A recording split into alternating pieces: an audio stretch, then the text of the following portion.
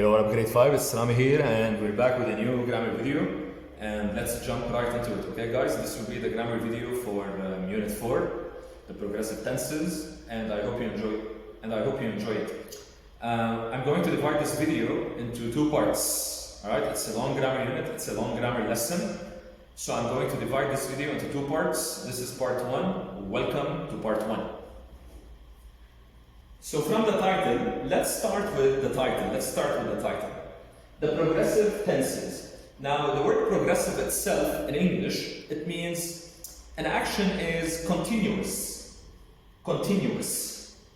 It means the action is ongoing, right? So the action is happening for a duration of time or for a period of time. Okay, so this is the meaning of the word progressive. Now, the present progressive, not only the present progressive, but all progressive tenses, all of the progressive tenses, past, present, and future, they all have two main ingredients in common. And when I say two main ingredients, I'm not talking about sugar and spice. I'm talking about the verb to be and ing. The verb to be and ing. These are the two main ingredients which will make all of the progressive tenses past, present, and future. All of the tenses, past, present, and future. So what is the verb to be in the first place? Now, the verb to be is made up of 6 words. Was and where are used for the past progressive. So the verb to be, was, and where, they are strictly used for the past progressive. Am, is, and are used for the present progressive. So if you see these 3 words, your sentence is going to be in the present progressive, am, is, and are. Will be. Now, will be is used for the future progressive.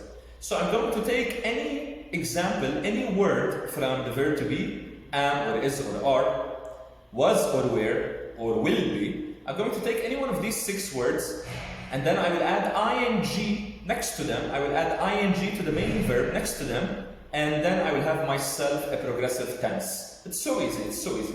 Now, I wrote an example over here on the whiteboard. Cornelius is eating an apple. You will notice I used is. So this means my sentence is in the present progressive. My sentence is in the present progressive because I used is.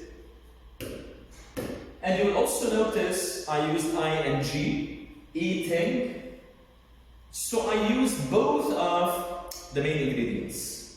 I used the verb to be, is, and then I added ing to the main verb. Okay, so these are the 2 main ingredients that will make up every progressive tense, past, present, and future. So keep this in mind. Keep this in mind. Now we have to give a shout out, we have to give an honorable mention, not to any of my students, although they wish, maybe next time. All right, keep trying. So we have to give an honorable mention to something called the present participle. So what does this word mean? Present participle. That's the first time I hear about this word. What does it mean? Easy guys, easy. Present participle means I'm simply adding ing to the verb. So take any verb that you can think of, any verb. Add to it ing, and you will have yourself a nice dish of present participle. Here are some examples. If I add ing to eat, it becomes eating. If I add ing to play, it becomes playing. This one's from the book, this one's from the ebook. Now, of course, you will find this entire lesson in your ebooks, right? The Grammar Unit 4. Catch becomes catching. So as soon as I add ing, I will change the verb to something called the present participle. Now, why did I mention the present participle? Why am I giving a shout out to the present participle? Because the present participle can be a little bit ugly at sometimes, and this is why I'm dividing the video into 2 parts. Now, this part 1, will focus on the ugly part of the lesson. Let me show you what I mean by ugly. Let me explain what I mean. The present participle has some rules. I cannot simply add ing left and right all over the place and hope for the best, wish for the best. No, no, no.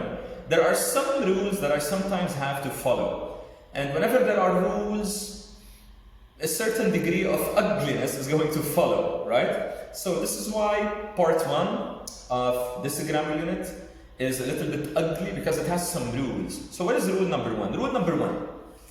If the verb ends with E, I would change the E to ing. For example, make ends with an E, right? So I would change E, I would drop the E, and I would change it to ing. Same thing for leave.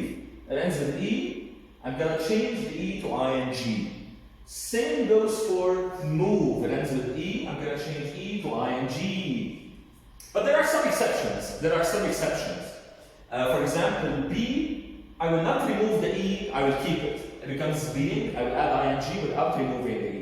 C, I will not remove the E, I will keep the E and add ing. So there are some exceptions. Especially if the E isn't silent. For example, in make or leave, the E is silent, so I'm going to remove it. But if it's not silent, if I say it loud and clear, I will keep it. So these are the exceptions, B and C. You can hear the E, B or C. You can hear the E. I'm going to keep the E, I'm not going to change it to ing. That's a lot of E's in one sentence. Okay, gotta relax. Rule number 2, if the verb ends in IE, I'm going to change the IE to Y, and this happened today in the prefect activity that we did today. If the verb ends with IE, I'm going to change the IE to Y, and then I will add ing. Lie, I will remove the IE, and I will put in their place a Y, right? And then I will add the ing. Same goes to die. I will remove the IE, change them to a Y, and then I will add ing. Same goes to tie. I will remove the IE, put in their place a Y, and then add ing. So this is rule number 2. Now let's go to the last rule in this ugly part of the video. Rule number 3. Do we have any more rules? Let me just make sure. Okay. So rule number 3 will be the last rule for this part of the video. So what does it say? If the verb ends with one vowel and one consonant, I will double the consonant, and then I will add ing. For example, we have the word dig. I have one vowel, one consonant. Boom. Double the consonant. Boom. Add ing. Let's look at run. Vowel, consonant. Double the consonant. So one N becomes two N's, and then add ing. Swim. Vowel, consonant. Double the consonant, double the M.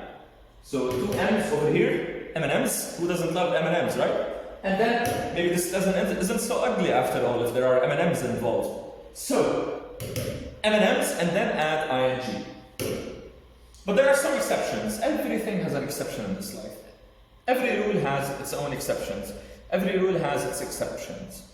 The exceptions are letters like X or Y. Even though they are consonants, I will not double them. I will keep them, and then I will only add ing. For example, fix, I will not double the X. There's no reason to double the X. It sounds weird, right? So I will keep it 1X.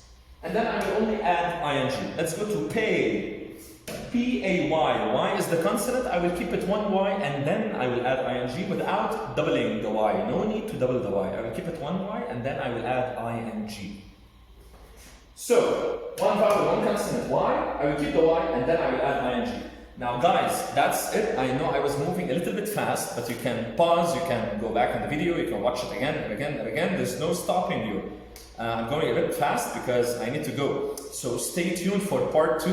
I hope you enjoyed part 1, and I will see you soon for part 2.